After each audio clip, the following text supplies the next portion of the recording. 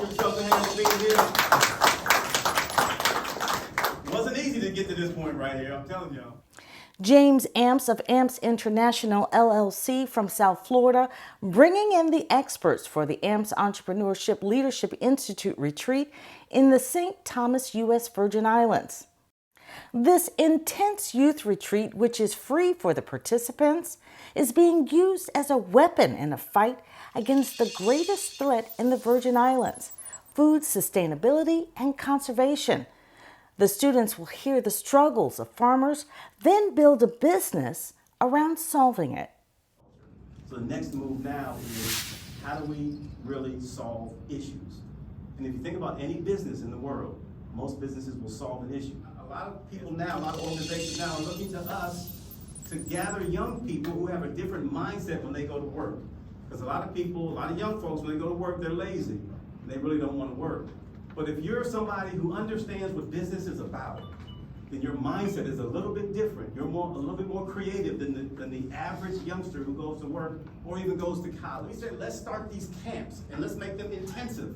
I don't want to do a camp where you're going 9 to 5. There's no pressure there, and you're going for the whole week or 2 weeks. There's no pressure. The pressure is doing it during the weekend where you're up until midnight. Teachers and counselors from both St. Croix and St. Thomas played a key role in getting the students to participate in the retreat in St. Thomas and making sure they signed up.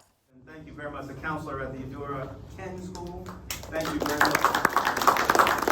And some of you came in this week, am I right? Some of y'all came in this week, and it was only because of Miss Wilson that you came in this week. And it wasn't that she just gave you an application. She called some of y'all parents. She called some of y'all parents, and that's why y'all filled it out. But I got calls from a lot of parents wanting to know what this is, because you're coming somewhere where they don't know us. And so we had to talk to them and explain exactly what you were going through to be here and to be at the hotel overnight, which was kind of cool. So I want them to understand commerce, and I want them to understand why they need to learn how to grow their own food and being a business owner. I just want them to really embrace owning their own business and understanding what it is to be a business owner. And when I shared with them this program, they were really excited. At the helm of the retreat is Master Trainer Juan Casimiro, who is also the CEO of BizNovator. His approach to business: mastering your mindset, especially when it comes to when you should start a business. Let me explain. So when we're talking about growth development, we're also talking about being comfortable in trying something new. And only 5% of the population in the world, only 5% is entrepreneurial. Shift the mindset, because it starts right now. You're entrepreneurs, and you become an entrepreneur the minute you believe it. And it's right here, right now. Welcome again. Thank you, James.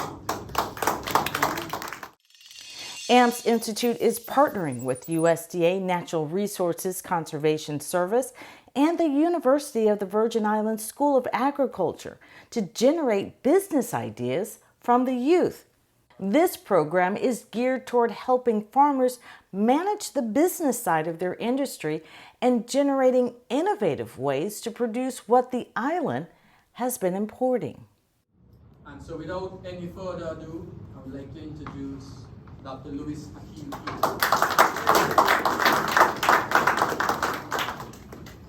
Thank you, Mr. Morton. I thought I would be the one introducing Mr. Morton. Good evening, everyone. I'm so happy to be here. In the territory of the U.S. Virgin Islands, the main issue for us is that we are very much on the extreme end of being a dependent territory, which means that, like Puerto Rico, most of our food is imported. Some estimates say that 99% of our food is imported at some times, and so that means that we have a real need to boost, to develop our agricultural sector here in the territory. At present, our system of agriculture is a very underdeveloped one, and what we need are new thinkers, a new crop of teachers, a new crop of producers, researchers, etc., who are going to help us to build this underdeveloped industry. We used to have at one time a K-12 system here in the Virgin Islands, introducing youngsters from K-12 to the industry of agriculture, the science of agriculture. That is no longer in place. which means that at the university level, we have no feeder system into a School of Agriculture. And we have a lot of work to do on all three islands in building the infrastructure for agriculture. And by infrastructure, I'm making reference to especially our water resources issue. We're speaking of water harvesting, water storage, water distribution. That's been the limiting factor, the biggest limiting factor that our farmers have been asking for. So those are two of many areas, two very important areas that have to be addressed here in the territory to build and to grow our now underdeveloped agricultural sector. So I am so happy to see a diverse set of young people who are potential students, and if any of you have any interest whatsoever in careers in agriculture, and even if you don't have it now, maybe when you finish this entrepreneurial weekend intensive camp, you may. Please contact myself or Dr. Petersen, because we want to see more and more students in the School of Agriculture, which was recently revitalized here at UVI. Now, when I say WAPA, what do you guys think of? Power outage. Now, what does WAPA stand for? Water and Power Authority. Well, in NRCS, we say SWAPA. And what is SWAPA? Soil, water, air, plants, and animals. In the opening session, students also hearing from Luis Cruz Arroyo, who is the Caribbean Area State Conservationist for the USDA Natural Resources Conservation Service. Our growing world, right? Everybody has to eat. And everybody has to eat at least 3 times a day. Some people eat 2, that's okay. But you need water and food to be sustained. And I hear a lot of people go to the supermarket and look at the price of eggs. $7 a dozen here in the USVI or more. Wow. And then we go to our houses and we tell our kids not to be farmers, not to be agronomists. But that's why we are in that position right there. Because we pay that amount because everything comes in boats.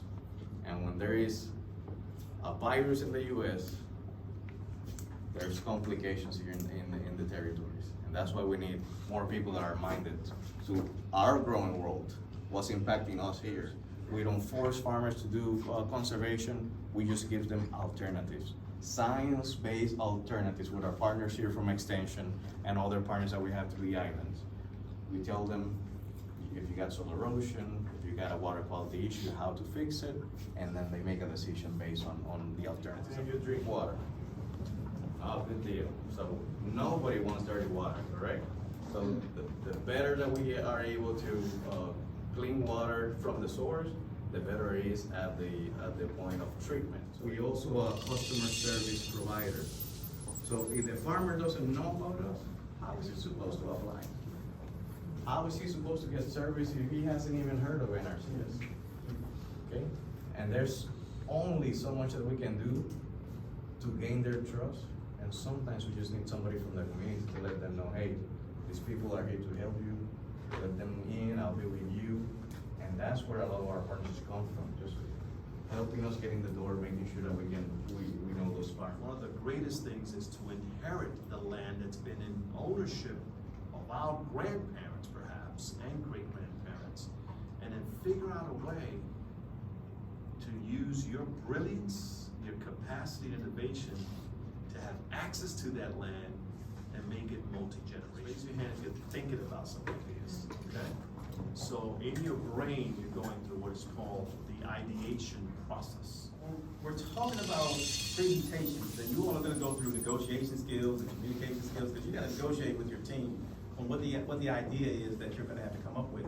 But in that process, we have media, and the more media you can get, the better you're going to be. So we have a media producer with us, and she was in St. Croix, and she decided to come out here with us too, because she understands what this is about, entrepreneurship and agriculture.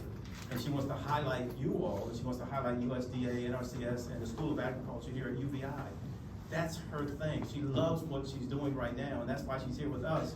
So I want to bring her up to talk about not just publicity, but to talk about producing and to talk about why it's so important that you should get stories out. And she's a pro at it. So I want to bring up Jacqueline Jimenez. What you need to understand is phones as a business owner and your iPads, you don't need to have a big media or marketing department if you know how to use your phones. Social media, we are generating so much business, and not only business, but personal branding.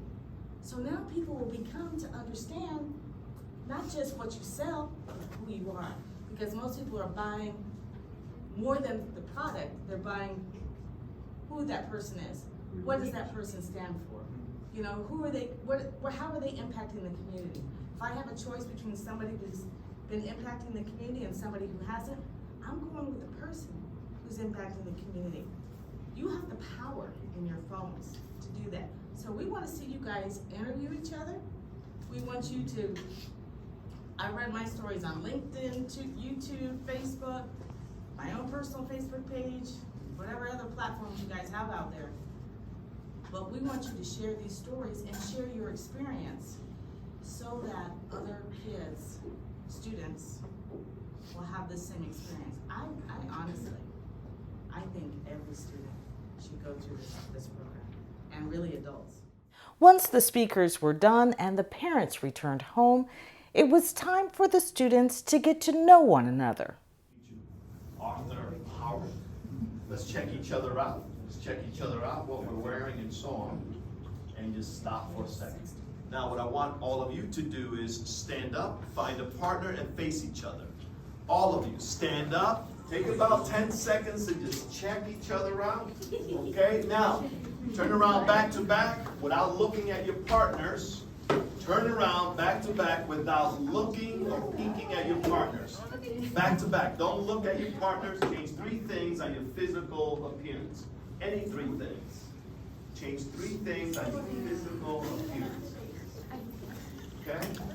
Oh my God. We're going to turn around and try to figure out what those 3 changes are.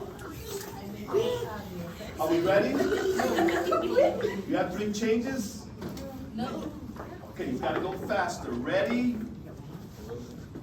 3 changes. On your physical appearance, don't look at your partner yet until I say go. Ready? Go. Try to figure it out.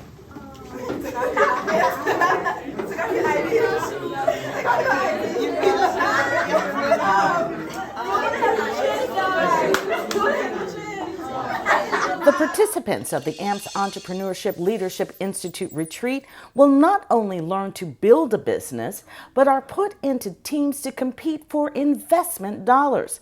Each student will also get a year-long mentorship with access to over 13,000 professionals across the U.S. through a partnership with the ICABA World Network. Can entrepreneurs create opportunities? That's where it's at. Think about this. Where there are problems, there are opportunities if you're a true entrepreneur. Where there are people complaining of things over and over and over and over again, the entrepreneur is saying, tell me more. The entrepreneur creates opportunity.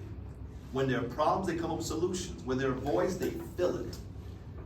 And what's interesting is, in our islands, it's the foreigner that comes in and sees the opportunity. And we've been sitting on it for decades, and they say, who will employ you?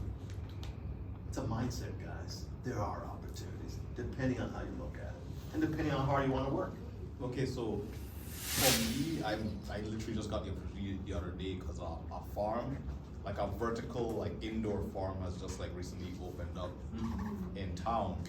And that's the opportunity I could see as a, okay, my whole thing with St. Thomas and agriculture is, I don't believe that we could do 100% of our food growing just off of our conditions. But with all the modern technology, I feel we could like decrease it by a lot, you know, because St. Thomas at the end of the day has no fresh water, no like constant rain, no flat areas. So it's like we kind of have all the perfect stuff to not be agriculturally sound. Like the whole reason now was colonized because it has a good deep water port.